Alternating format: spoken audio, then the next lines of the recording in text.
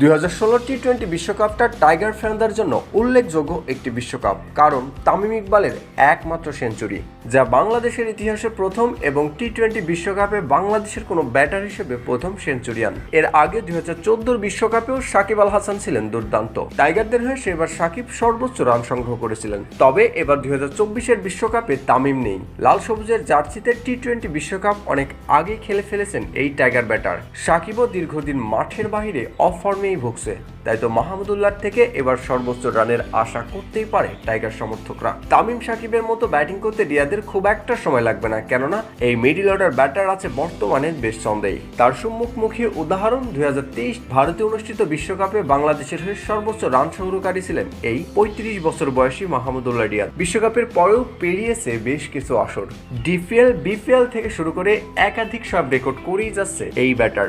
লক্ষ্য এবার টি-20 বিশ্বকাপেও সেরা কিছু করে দেখানোর। তার এমন পারফরমেন্স 24 বিশ্বকাপেও সেই লক্ষণ স্পষ্ট। বিশ্বকাপের পূর্ব প্রস্তুতি হিসেবে 5 ম্যাচের টি-20 সিরিজ খেলার জন্য জিম্বাবুয়ে দল ইতিমধ্যে বাংলাদেশে অবস্থান করছে। বিশ্বকাপের আগেই দলকে কাটা ছেড়ার ফাইন টিউনিং এর সুযোগ পাচ্ছে টিম টাইগার্স। তাই তো টি-20 বিশ্বকাপকে সামনে রেখেই প্রথম টি-20তে শক্তিশালী একাদশ নিয়ে মাঠে নামছে বাংলাদেশ। প্রথম টি-20তে সাকিব, মুস্তাফিজ নেই, একাদশে ব্যাপক পরিবর্তন।